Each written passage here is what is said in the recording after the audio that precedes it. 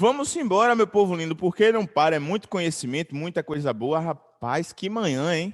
Que manhã. Lembrando que ainda não acabou e a gente vai fechar nossa manhã com uma mesa excepcional, com uma potência de mulher, que eu vou dizer quem é. Eu quero mandar um abraço para Camilo Teles, que comentou aqui. Rapaz, esse Felipe é impressionante, uma figura.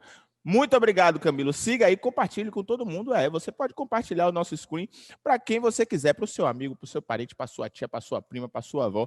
Pois é, conhecimento de verdade. E vamos seguindo, fechando a nossa manhã. Eu quero mandar um abraço também, agradecer, porque um evento como esse, para acontecer, tem muita gente envolvida que faz essa engrenagem girar. Então, os nossos patrocinadores e apoiadores, a Prefeitura de Salvador, a ABMP, o Sebrae, a Rádio Metrópole, a Record TV Itapuã, a Rede Bahia, Projeta, Cepex Bahia, Sinapro Bahia, Simpla, Tribuna da Bahia, a TV Aratu, o SBT, a Uranus 2, a Ioper Insights e a Zygon. Beleza? Pessoal, é o seguinte, para a gente fechar bem, porque aqui só tem gente de qualidade, gente de peso e muito assunto que vai te agregar conhecimento, enriquecimento, criatividade. Ainda numa trilha de cultura e vocação, para a gente encerrar a nossa manhã maravilhosamente bem. O tema da nossa mesa de agora é o longa-metragem, lindo por sinal, isso são palavras minhas, não está na ficha. Um Dia com Jerusa, o poder de invenção na linguagem audiovisual. Tudo a ver, porque essa mulher faz isso aí mesmo. Ela é sócia-diretora da Odum Filmes, professora do curso de Cinema e Audiovisual da ISPM São Paulo, presidenta da APAN, Associação de Profissionais do Audiovisual Negro, e diretora artística do Encontro de Cinema Negro Zósimo Bubu Brasil, África, Caribe e outras diásporas. Eu quero que vocês recebam com aquela energia, com aquela carga. Bota aí nos comentários. Maravilhosa, linda, seja bem-vinda. Muito obrigado por você estar aqui. Para a convidada já se sentir em casa, com aplausos, com carinho, com muito afeto, recebam Viviane Ferreira. Muito bom dia. Seja bem-vinda, Viviane. Bom dia, Felipe. Muito grata. Que energia gostosa. Que bom estar aqui com vocês, poder participar desse evento fantástico, me sentir em casa, né? Assim, a gente adoraria estar aí presencialmente em Salvador para a gente viver esse momento, mas está sendo incrível acompanhar pelas redes e perceber que continuamos na mesma energia e na mesma potência. Que Vamos coisa conversar e boa. trocar um Que pouco coisa sobre o boa.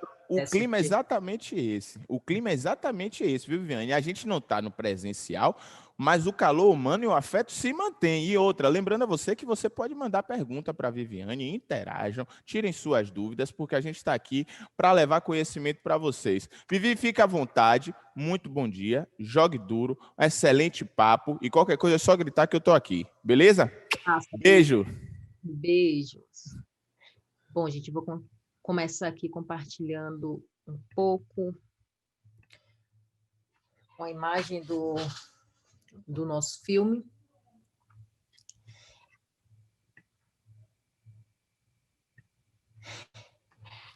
E começar essa conversa me apresentando para vocês, né? Eu acho que, para além dessa apresentação, tipo, bonita e afetuosa que o Felipe fez, acho que é importante dizer que sou soteropolitana, né? Tipo, sou nascida e criada em Salvador, especificamente no lugar que tenho contado para o mundo, que é o Paraíso, é o meu paraíso, né? O Coqueiro Grande, um bairro que fica na Estrada Velha do aeroporto, na periferia da cidade, e é importante situar, né, tipo, o meu lugar de origem, porque o meu lugar de origem diz muito do como olho para o mundo, né, do como sinto o mundo e do como, né, articulo aí as minhas invenções ou criações audiovisuais. Começo no audiovisual com 15 anos, né? E aí, ainda em Salvador, em um curso de cine, TV e vídeo, proporcionado pela Cipó Comunicações Interativas, à época com sede no bairro da Pituba, no mesmo período em que tive a possibilidade de vivenciar, né, uma formação artística voltada para jovens negros das periferias de Salvador, no CEAFRO, né, o CEAFRO é uma organização, né, coordenada e gerida por mulheres negras, ali no 2 de Julho, e no CEAFRO eu integrava a turma de teatro, e a partir dali a gente discutia e dialogava todos os nossos pertencimentos identitários, os nossos pertencimentos de gênero e as nossas potências, né, os nossos lugares de potência no mundo. Foi no CEAFRO, assim, foi na Cipó que tive a possibilidade de acessar a ferramenta audiovisual a primeira vez, né, ligar uma câmera, entender tipo aquele universo todo e a magia possível de se fazer com cinema, mas foi no CEAFRO que pude refletir, tipo, me questionar e entender a serviço do que estaria o meu olhar cinematográfico no mundo, né? No CEAFRO, as pautas raciais e as pautas de gênero, elas sempre foram alicerçantes e basilares, né, da nossa existência, até para conseguirmos nos compreender vivendo em situações tão complexas como corpos e pessoas, né? Corpos, pessoas e subjetividades negras em uma cidade como Salvador, né, reconhecida como a pequena África, o maior território com população negra fora do continente africano, e ainda assim, cotidianamente, a gente enfrenta as agrúrias do racismo estrutural nessa cidade. Então, o CEAFRO se propunha aí a criar, né, a preparar uma geração ou gerações de juventudes negras que estivessem preparadas para conseguir combater esse campo das desigualdades na cidade e ainda assim criar espaços, né, de vivências para a gente, criar espaço de prolongamento de nossas existências, né, entendendo que a gente vive ainda sobre a égide de um Estado que insiste em tentar abreviar vidas negras no nosso país, né? E digo no nosso país, no nosso estado, na nossa cidade, aí em Salvador. E ali no CEAFRO tive a felicidade de poder participar de diversas rodas no Cineclube, que era coordenado por Luiz Orlando. E aí estou falando de um momento em que tinha ainda 15 anos de idade, a vivência cineclubista era principiante, né, para mim, e eu era uma ingressante, né, nessa vivência cineclubista, e tive aí a possibilidade de vivenciar isso com o maior cineclubista do país, né, porque Luiz Orlando, pelos movimentos cineclubistas do Brasil, né, é reconhecido como um dos maiores cineclubistas que o país teve. E a partir de Luizó, né, tipo, a partir das provocações, das perguntas e das reflexões propostas por Luizó, eu pude ser apresentada a uma perspectiva cinematográfica, eu pude ser apresentada a um movimento cinematográfico chamado de cinemas negros. Né? E aí, entendendo, né, esse movimento partindo do partindo de várias partes de África e das diásporas, né? Tipo, entendendo ali aquele momento na década de 50, dos movimentos pela independência africana, onde realizadores e realizadoras africanos enxergaram na linguagem audiovisual uma ferramenta potente para mobilização da população em busca da libertação, né? Na sequência, ainda ali, na década de 50, quando a gente vai pensar as movimentações do Oscar Micheaux nos Estados Unidos, quando, né, ele questiona a indústria, né, quando ele questiona Hollywood e a estratificação naquela indústria, onde as pessoas negras elas estavam na base das produções, né, cinematográficas naquele contexto, carregando peso, carregando as máquinas pesadas, carregando os grandes tripés, carregando os sacos de areia, mas essas pessoas não estavam representadas dignamente nas histórias, né? Tipo, à frente da câmera, e nem estavam ocupando espaços de liderança e de tomada de decisão atrás das câmeras. E ali, né, se começa naquele período um ajuntamento, algo que Beatriz do Nascimento, né, poderia chamar de aquilombamento de profissionais, né, negros e negras, no sentido de garantir que produções, né, e que obras realizadas e protagonizadas por pessoas negras no contexto de Hollywood pudesse chegar a famílias negras, né, pudesse chegar às casas negras.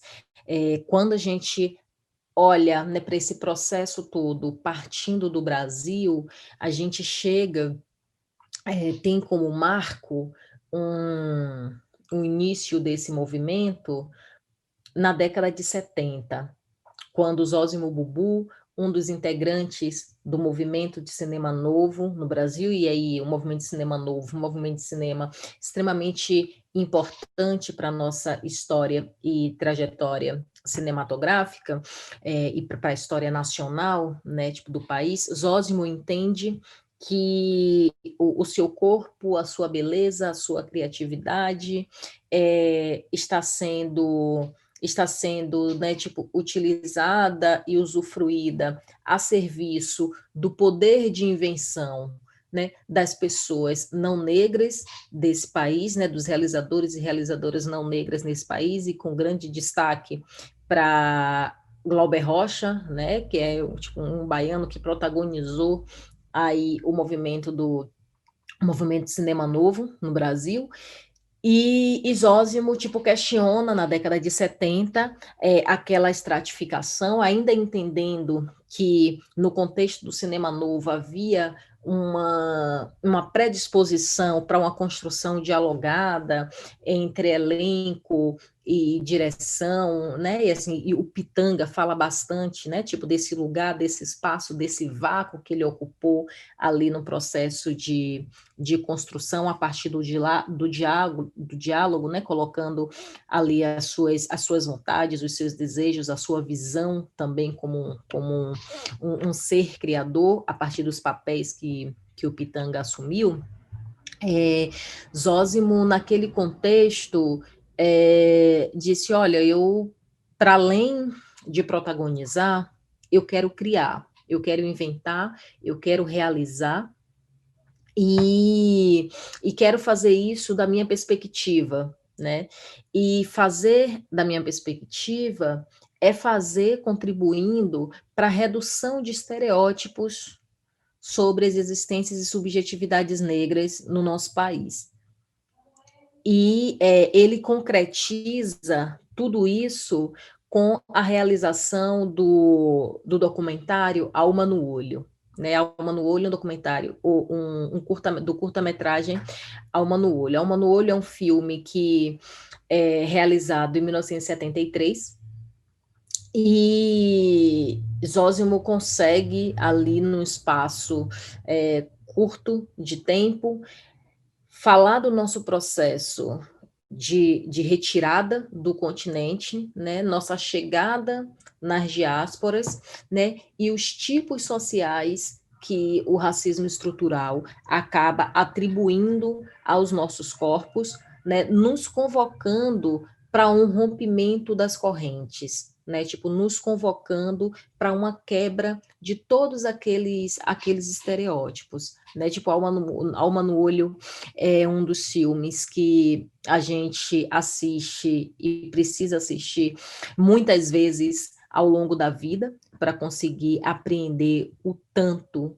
e talvez um dia, quiçá, o todo que Zósimo nos presenteou naquele filme, e eu pude ter contato com essa cinematografia, né, e com essa linha histórica da existência dos movimentos de cinemas negros no mundo e a sua disposição para a revolução, né, como foi ali no continente africano, a sua disposição para a quebra de paradigmas, como foi ali no contexto norte-americano, como é aqui no Brasil, para a gente, essa disposição para a construção, né, para a desconstrução de estereótipos negativos, tive a possibilidade de vivenciar isso, refletir sobre isso, entender e acolher como um ponto de partida para a minha carreira, os meus processos produtivos no CEAFRO, né, em diálogo e em construções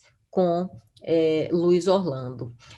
Dito isso, né, e feito aí todo esse preâmbulo, é exatamente para compartilhar com vocês que Um Dia com Jerusa, ele é um filme que ele não parte do zero, né? E ele não parte de um lugar e de uma ideia de genialidade ou de uma ideia de alguém que está se propondo ou tentando inventar a roda, né? Tipo, é um filme que nasce, tipo, na esteira de todo esse legado ancestral, que nasce, tipo, na esteira de todas essas reflexões que realizadores e realizadoras anteriores à minha existência têm feito e têm proposto, né, para profissionais do audiovisual, sobretudo profissionais negros e negras do audiovisual, na direção de desconstruções de estereótipos. E aí, tipo, para além disso, é um filme que, do ponto de vista da dinâmica da dinâmica clássica, né? Tipo, no audiovisual, ele deriva de um curta-metragem, né? Vem do curta-metragem O Dia de Jerusa, que talvez seja aí um dos curtas que eu realizo e começo a apresentar, tipo, maturidade para lidar com as construções narrativas e estéticas, e o curta, ele nasce de um lugar que são os processos, né, reflexivos e as observações sobre a minha estada em São Paulo, né, porque assim, e estou falando sobre o filme, estou falando, estou costurando com a minha trajetória, né, individual e o meu circular no mundo, porque os nossos lugares de origem, os lugares pelos quais a gente circula, eles são elementos fundamentais para o molde, né, do nosso olhar e para a criação de repertório mesmo sobre o nosso processo de invenção e sobre o nosso processo criativo.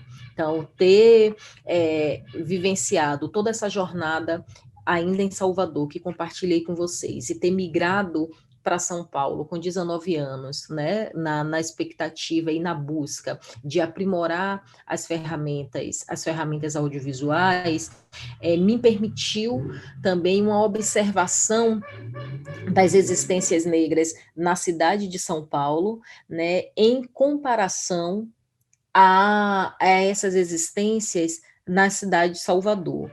E aí, o filme sintetiza, né, muito e muitas das minhas reflexões e até angústias, olhando esses dois momentos da minha vida, esses dois espaços, né, ou essas duas culturas diferentes, né, que é viver em Salvador e viver em São Paulo, mas olhando para isso da perspectiva e tentando compreender e investigar aí o que há de comum e o que há de distante na possibilidade de vivência, né, e experiência negra nessas duas cidades. E aí eu quero contar para vocês assim como a história, né, de onde é que parte a invenção, desse filme. Eu, quando vim para Sampa, em um dado período, precisei como várias pessoas que vêm dos mesmos lugares que eu, precisei trabalhar e estudar ao mesmo tempo. Então, eu trabalhava, assim como Silvia, a pesquisadora de mercado é, que é vivenciada no filme por Débora Massal. Eu precisei trabalhar e trabalhava fazendo pesquisa e ia de porta em porta, tipo, na casa das pessoas, mas eu gostava muito de um processo que era o trajeto de ônibus, né? Durante o tempo, né, de caminhar até o ponto de ônibus, tipo, pegar o ônibus e chegar e finalmente começar a fazer a pesquisa, eu estava sempre ouvindo música. E quase sempre eu estava ouvindo música aí de casa. Então, um belo dia eu estava ouvindo Caetano Veloso e ouvindo aquele CD Fina Estampa de Caetano, e Caetano está cantando espanhol e que é uma das coisas mais delicinhas da vida. E em um dia raro aqui em São Paulo, em que tinha sol, e às vezes, né, tipo, a cidade fica mais cinza do que iluminada cotidianamente, e naquele dia tinha sol. Tinha sol, eu estava no ponto de ônibus em frente ao Teatro Municipal, e o sol reluzia, assim, refletia na fachada, na arquitetura do Teatro Municipal, e eu fiquei ali, tipo, estava ali viajando muito. Viajando e como aquela luz batia, e como dava a sensação que aqueles anjinhos da fachada dançavam, e tinha uma senhora no ponto de ônibus, e ela começou a falar e a reclamar, tipo, bastante, assim, tipo, da vida, e ela reclamava dos filhos, e ela reclamava do mundo inteiro, mas eu não estava muito afim de ouvir reclamação, porque eu estava ouvindo Caetano, então ouvir Caetano estava bem mais massa, da minha perspectiva, e eu ignorei aquela senhora. Ignorei, ela tentou, tipo, falar e eu segui ignorando, e em um dado momento ela parou de tentar se comunicar comigo, sentou no banco naquele ponto de ônibus e começou a chorar. E aí ela começou a chorar tentando controlar, né, tipo, o barulho e aquela coisa, tipo, para não me incomodar. E foi um momento que ela chamou profundamente a minha atenção e chamou a minha atenção para a minha incapacidade de mobilização, né? Tipo, para a minha incapacidade de disponibilização, porque eu fiquei completamente fora de mim e peguei um primeiro ônibus porque eu precisava sair dali. Eu não tinha respostas para dar àquela senhora, eu não tinha solução para a vida dela. Eu não sabia como resolver aquela situação. E depois daquele episódio, né, tipo, minha sequência reflexiva foi: eu estou em São Paulo, minha avó, minhas tias-avós, que são todas mulheres mais velhas, né, mulheres idosas, estão em Salvador. Se eu não estou lá no aniversário das minhas, quem estará? Né? E aí essa experiência me levou tipo para esse lugar, né, para esse lugar reflexivo, e a partir daí tive a necessidade de escrever sobre, né, de colocar a história no papel. E aí colocar essa história no papel, entendendo a importância a importância e responsabilidade que é se dispor a utilizar das ferramentas audiovisuais para narrar as nossas memórias e as nossas histórias coletivas, né? Então, né, dali nasce, né, o curta-metragem, um curta que se dedica a refletir sobre a solidão das mulheres negras idosas, e aí ali, naquele momento, né, tipo, para mim era importante a gente quebrar o estereótipo de que falar sobre solidão das mulheres negras só era possível falar da perspectiva da solidão matrimonial, né, ou da solidão afetiva sexual, né? Existem outros aspectos da solidão das mulheres negras que precisa ser refletido, precisam serem debatidos e naquele momento, né, refletir sobre a solidão das mulheres negras idosas foi um caminho possível de encontrar, entendendo ali, né, as minhas reflexões depois da experiência com a senhora no ponto de ônibus, em contraponto ao meu medo de ter as minhas mais velhas em Salvador vivenciando aí situações de solidão tão similares. O processo de adaptação para o longa-metragem, né, ele me exigiu aí um tanto mais, me exigiu um tanto mais no sentido de entender que em 2015, quando finalizo ali o roteiro do longa, eu já não era a mesma pessoa que realizou e concretizou o roteiro do curta em 2012, 2010, 2012, né? Já não era a mesma pessoa que tinha circulado aí, tipo, vários espaços, né, tipo, dialogando e refletindo sobre o tema da solidão das mulheres negras. Tampouco as coisas que urgia e que gritavam dessa coletividade, a coletividade para a qual eu me dedico a observar e apreender, assim, e entender como campo fértil para que a minha criatividade, meu poder de invenção possa fruir, que são as existências negras no mundo. Naquele momento, o nosso grito coletivo era em uma outra direção, né? A gente está assim encarando de frente, tal qual essa personagem Eguntin, né, que é uma personagem que aparece no filme, aparece em momentos pontuais, a gente não entrega o nome, a gente não conta, né, uma história completa sobre ela, mas ela materializa ali as muitas formas como as muitas vezes que a gente se sente invisíveis e invisibilizados aí ao longo de nossas vidas.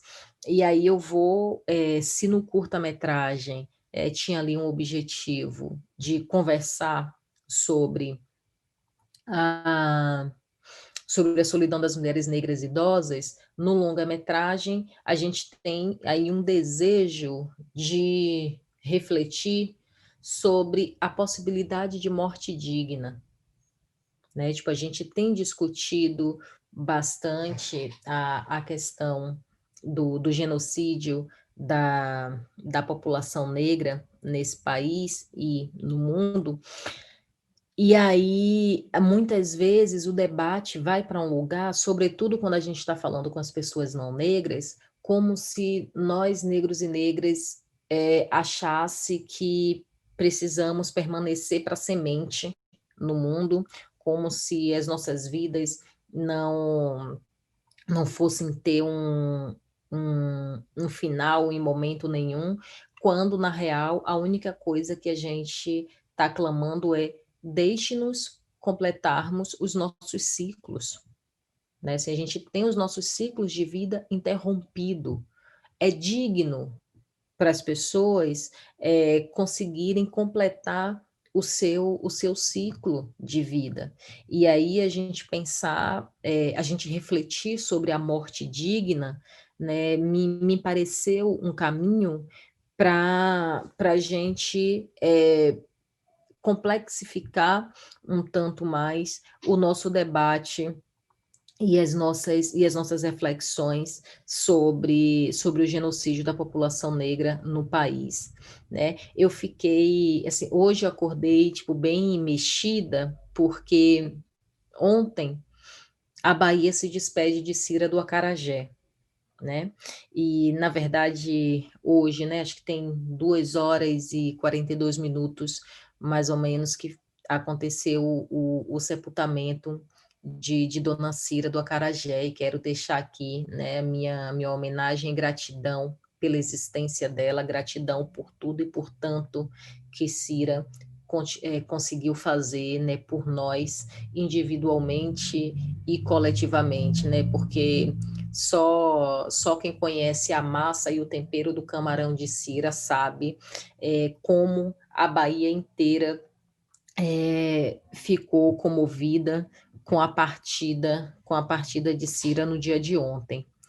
Mas em contrapartida, assim, existe, e eu estou falando de comoção, e eu estou falando de sentimento, porque obviamente nunca mais vai ser a mesma coisa, né? Ir lá em Cira, no quiosque, seja de Itapuã ou do Rio Vermelho, que eram os dois quiosques em que eu tenho maiores vivências e memórias, e você chegar lá, tipo, e Cira tá lá, tá trabalhando, tá com os delas, tá distribuindo o acarajé e você se sentir comendo de fato o acarajé de Cira, né? Tipo, vai ficar na memória, são memórias fabulosas, mas Cira partiu no dia 4 de dezembro.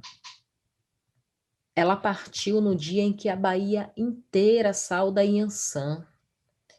E ela teve todo o ciclo de vida dela assim construído e alicerçado e fortalecido pela energia de Oiá. Foi uma mulher que construiu o império do acarajé na Bahia a partir do alimento de Oiá. E no dia de Oiá, ela tem o sofrimento físico dela abreviado e tem a possibilidade de fazer uma partida para um outro lugar, para um outro ciclo, para uma outra forma de existência. O nome disso é dignidade, sabe? O nome disso é dignidade na partida. Ela teve a possibilidade de partir, né, rodeada dos seus familiares, com os cuidados necessários, sabe? Mas partiu de maneira digna. E aí o que a gente sente hoje com a partida de Cira, com o sepultamento de Cira, é um lugar de comoção, de revisita de memórias, de felicidade, mas não é um lugar de sofrimento ou de usurpação, porque é muito bonito quando a morte vem num processo de fechamentos de ciclos, né? Tipo, é muito bonito quando a gente vê que Oiá pegou nos seus próprios braços, no seu dia, né, uma filha que viveu com ela durante toda a sua vida, sabe? Que se dedicou ao processo de troca e intensificação de energia. Então, tipo, isso para gente, isso da perspectiva que aprendi a olhar para o mundo, é dignidade, né? E a gente precisa conseguir construir, né, e evidenciar as experiências de dignidade das pessoas de subjetividades negras em vida e pós-vida, né? Ou na iminência aí de fechamento desses ciclos. E foi desse lugar, assim, ir pro longa-metragem, ir pro longa-metragem foi pensar, foi me desafiar a refletir e a construir imagens que pudesse nos levar para esse lugar de reflexão, para esse lugar de invenção, do que seria uma imagem de morte digna para a gente, sabe? Como pode ser digno morrer para as pessoas, para as pessoas, para as pessoas negras. E aí a gente tem uma modificação, né, tipo, no processo dos dois filmes, que se no curta eu tinha ali aquela vontade e necessidade de pensar como é se dispor a acompanhar alguém que você não conhece e romper com o ciclo de solidão, garantindo que Jerusa pudesse ter ali uma companhia no dia do seu aniversário, né? No, no longa, tipo, a minha questão é como é que a gente consegue morrer em paz, o que seria morrer em paz, né? Tipo, o que seria morrer de maneira tranquila, de maneira, eh, sabe, tipo, qual é o contentamento, qual é a possibilidade de contentamento da morte pra gente. E aí falo disso, né, me entendendo no mundo como uma mulher de axé, né, entendendo que dentro da cosmologia africana, especificamente dentro da cosmologia, banto, que é a nação pela qual me oriento, a morte, ela não é necessariamente, um fardo, né, tipo, a morte, ela é recomeço de ciclo, é recomeço de uma nova forma de existência, e queria muito nesse filme poder refletir sobre isso e apresentar um pouco, né, dessa cosmologia.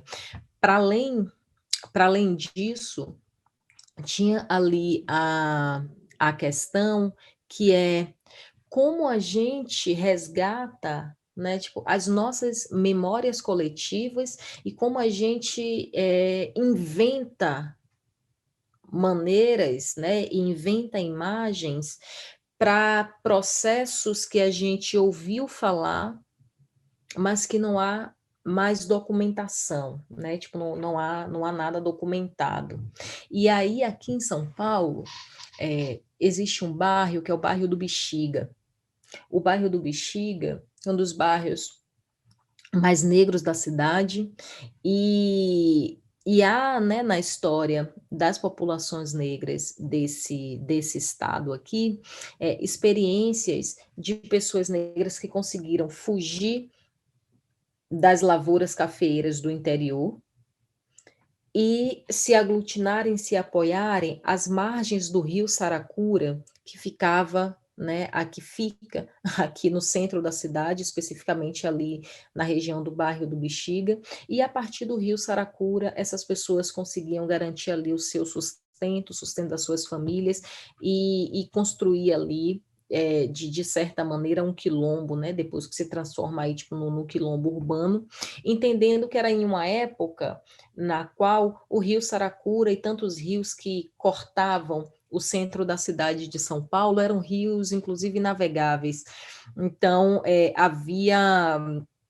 havia condições, né, tipo de aquilombamentos e construções de liberdades coletivas naquele cenário. É o mesmo lugar onde hoje a gente tem a escola Vai-Vai. E aí não é coincidência quando uma escola de samba, como a Vai-Vai, ela é construída exatamente na nascente do rio Saracura, e ela guarda a nascente do rio. E aí, a partir da construção da Vai-Vai, tipo, o Bexiga tem mantido ali a sua identidade negra, a sua identidade negra coletiva, né? E quando vim para São Paulo e fui morar no Bexiga e fui e interagir com todas essas facetas, né, da história negra aqui em São Paulo, me tocou demais e me chamou muita atenção a potência do Bexiga, a potência do rio Saracura, né? E aí, sendo eu uma mulher de Oxum, também, né, tipo, natural o rio me tomar e a história desse rio me tomar, e saber do rio, né, tipo, canalizado, porque hoje o rio está todo canalizado, ele corre lá por baixo do chão, e de uma certa maneira, né, tipo, poluído e tal, é entender como a gente constrói imagens para dizer para o mundo que o Saracura segue existindo, porque ele faz parte da memória e da construção coletiva, tipo, de muitas pessoas. E aí, no filme, a gente consegue, né, tipo, dar espaço para o Saracura, dar um espaço na casa de Jerusa para o Saracura respirar. O Felipe voltou, e aí eu entendo que eu preciso concluir. É, o Quando processo. eu volto, não é um sinônimo de ameaça, não, gente. Pelo amor de Deus. Eu volto porque eu estou aqui enquanto ouvinte, e já que você me deu esse parêntese, assim, é muito enriquecedor, Viviane, porque você falando passa um filme na minha cabeça. Eu fui do Teatro Oficina, então transitei muito no Bexiga, muito, mas muito no Bexiga. E ouvindo você falar sobre isso, a Vai Vai, que eu frequentei também, assim, e você não conheceu, eu morei em São Paulo 4 anos também. E essa história que você traz enriquece a sua construção enquanto artista, diretora, realizadora, mulher negra, brasileira, baiana. E é muito bonito, assim, eu vi isso. De onde sai, né? De onde são os nascedouros, assim, que você falou. Existiu muitas pessoas que vieram antes de nós e enriqueceram para hoje a gente está podendo fazer. Muito feliz, assim, de ouvir você, mas não é ameaça, não. O tempo explodiu, mas eu estou aqui te ouvindo. Jogue duro, jogue duro. Tá bom, massa, Felipe. Mas, assim, e essa digressão toda é exatamente para a gente conseguir chegar no cerne da questão, que a nossa foi a reflexão primeira, né, proposta para hoje, quem tem o poder de inventar no nosso país? Né? O que significa poder inventar imagens no audiovisual? Assim, primeiro você precisa ter uma estrutura. As nossas lentes são caras, as nossas câmeras são caras, sabe? Toda a iluminação, tipo, é cara. A quantidade, os recursos humanos que a gente precisa desprender, a quantidade de pessoas que a gente precisa envolver no processo todo para a realização de um filme tem um custo. A tranquilidade para deitar na rede, na cama, sentar numa cadeira e ficar inventando uma imagem, sabe? Inventar e desinventar, ir e voltar. Essa tranquilidade é cara, porque essa tranquilidade te exige um conforto de não estar preocupado com o aluguel, não estar preocupado como é que você vai pagar a luz, como é que você vai pagar a água, porque tudo isso é básico, é digno para qualquer pessoa e está resolvido. Então, você pode ter ali a tranquilidade só para criar. Tipo, a tranquilidade de quem pode se dispor a criar uma personagem, um personagem que vive em um determinado universo.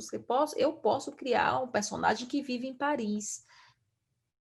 Nunca morei em Paris, mas eu posso, desde que eu tenha condições de acessar muitas informações sobre como é a vida em Paris, tenha a possibilidade, inclusive, de fazer uma pesquisa de campo. Vou lá viver em Paris, conhecer as cidades, conhecer a cidade, conhecer as esquinas, conhecer como as pessoas se vestem, como as pessoas comem, e me dedicar a inventar sobre aquele lugar, né? Me dedicar a pensar alguém vivendo naquele lugar, uma personagem naquele lugar. O que nos leva a concluir que poder inventar no mundo está restrito a poucas pessoas. Né? Tipo, poder inventar no Brasil está restrito a poucas pessoas.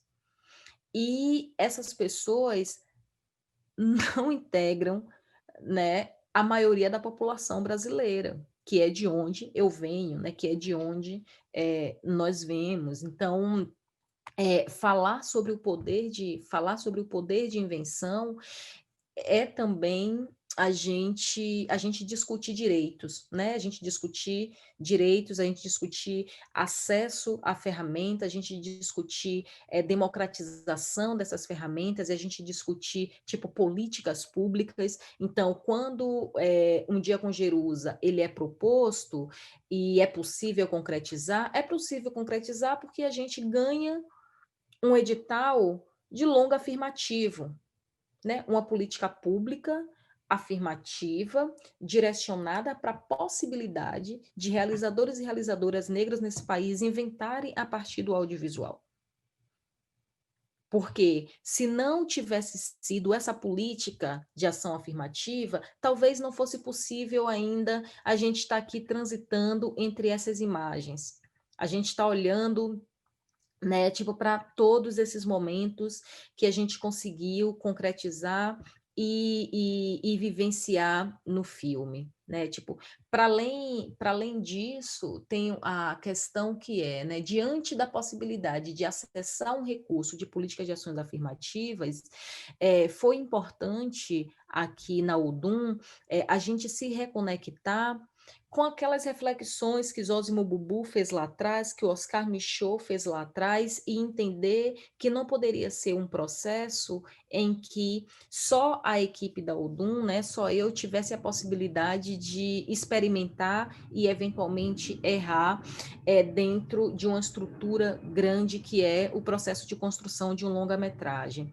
E aí, para isso, né, tipo, decidimos aí garantir que a equipe fosse composta majoritariamente de mulheres negras, sobretudo nos cargos de chefia, e de pessoas oriundas de várias partes do Brasil. Então, a gente tem aí um filme que nos permite inventar e reinventar a nossa história coletiva e nos permite fazer isso com protagonismo na frente e atrás das telas, exatamente porque a gente acredita que o poder de invenção é um direito básico e precisa ser acessível a todo mundo.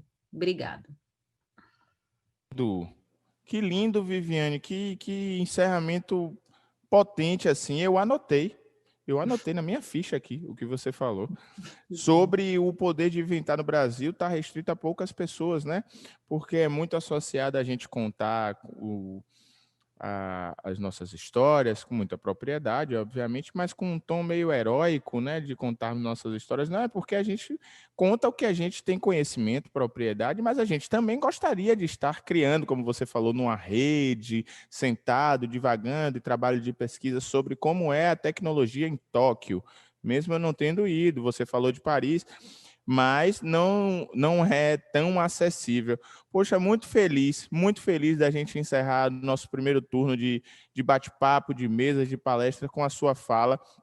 Vida longa, Um Dia com Jerusa. Esse filme que está com uma carreira brilhante, com inúmeros prêmios, e eu espero que o meu caminho se cruze com o seu, seja como apresentador, como ator, em outras oportunidades. Um beijo enorme no seu coração.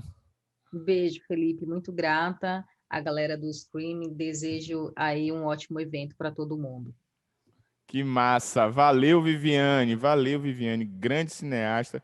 Sigam aí. Viviane, você quer deixar suas redes sociais aqui para a galera entrar em contato com você também? Facinho.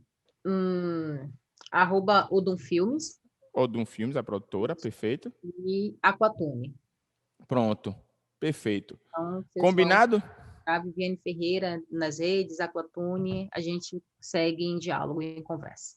Que massa. Valeu, Viviane. Um prazer imenso. Espero que a gente se conheça pessoalmente em breve. Tá Muito breve. certo?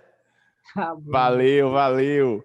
Que massa, gente. Que papo gostoso, que história, que trajetória, que legado, né? Porque mais do que ser é o que a gente deixa também. Agora, antes da gente partir para o almoço, porque eu preciso comer também, né, gente? Saco vazio não para em pé, não. Mas eu quero dizer a você que hoje a gente ainda tem os seguintes temas: autoconhecimento, vocação e empreendedorismo.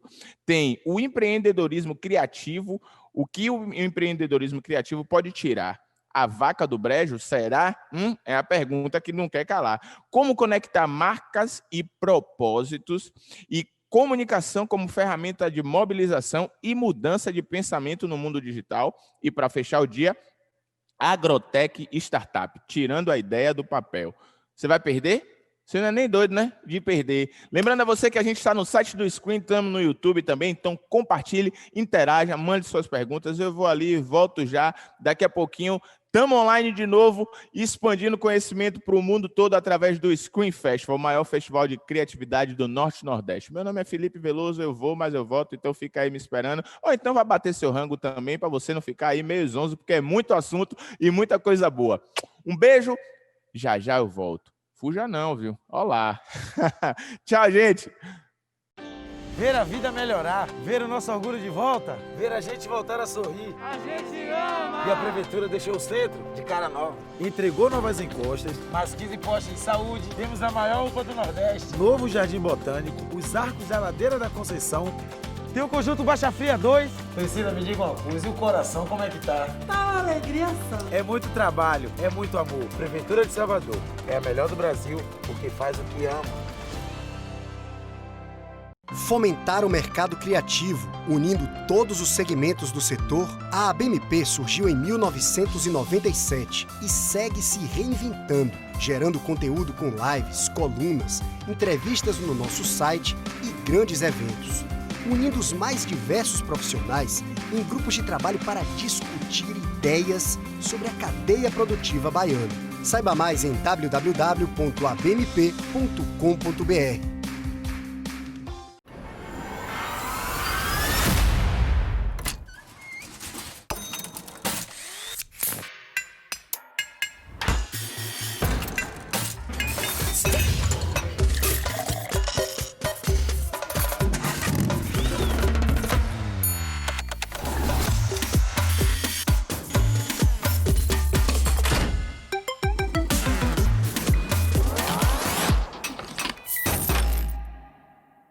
A Simpla tem uma novidade para você, o Simpla Play, uma ferramenta completa para quem produz conteúdo. Crie já o seu curso online no Simpla Play.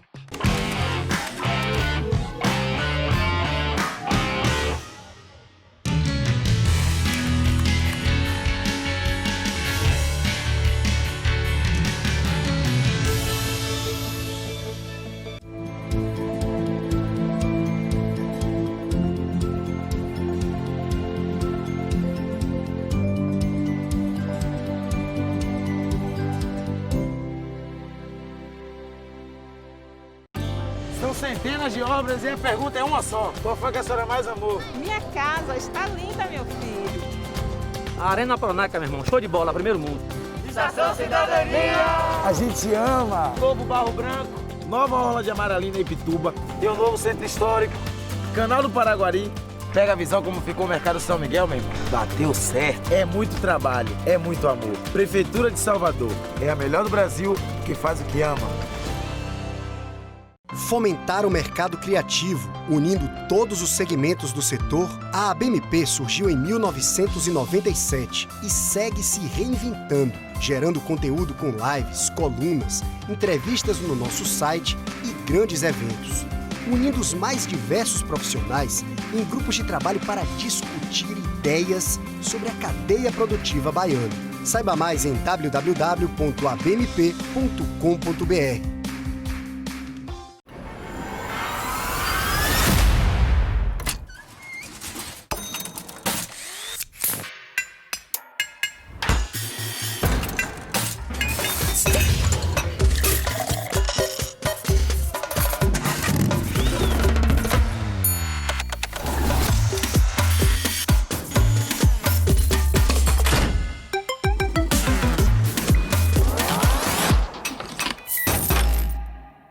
Há mais de meio século, a Cara da Bahia chega até você em várias mídias. Na TV, reportagens especiais, dia a dia e programas do seu jeito e com a cara da gente. Através da mídia OOH, o Grupo Aratu alcança milhões de pessoas na Bahia e no Distrito Federal.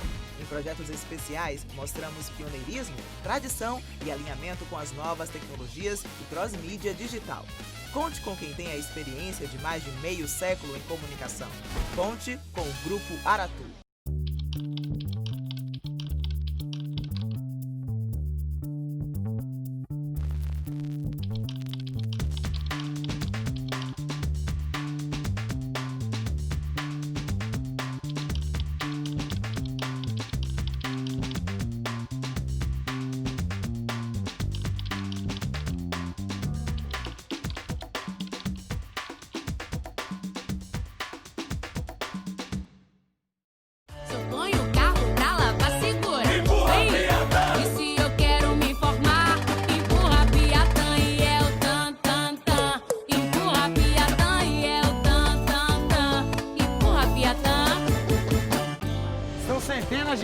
minha pergunta é uma só. Qual foi que a senhora mais amou? Minha casa está linda, meu filho. A Arena Pronaca, meu irmão, show de bola, primeiro mundo. Estação Cidadania! A gente ama! Novo Barro Branco. Nova Orla de Amaralina e Pituba. Tem um novo centro histórico. Canal do Paraguari. Pega a visão como ficou o Mercado São Miguel, meu irmão. Bateu certo. É muito trabalho, é muito amor. Prefeitura de Salvador. É a melhor do Brasil que faz o que ama. Fomentar o mercado criativo, unindo todos os segmentos do setor, a ABMP surgiu em 1997 e segue se reinventando, gerando conteúdo com lives, colunas, entrevistas no nosso site e grandes eventos, unindo os mais diversos profissionais em grupos de trabalho para discutir ideias sobre a cadeia produtiva baiana. Saiba mais em www.abmp.com.br.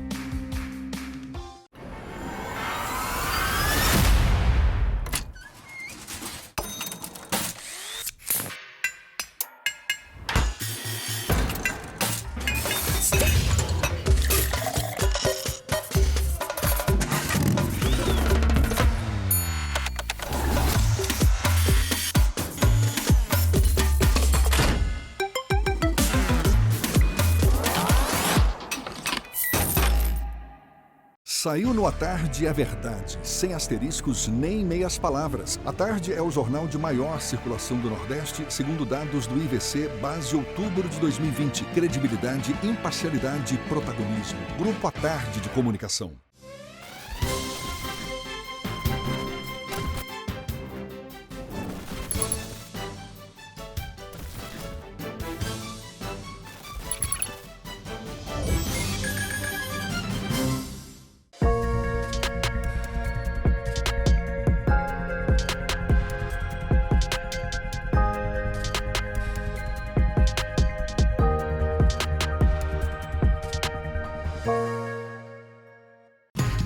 Toda festa incrível tem Bendito Salgado, todo evento inesquecível tem. Todo dia é dia de Bendito Salgado, quem pede manda bem, peça você também.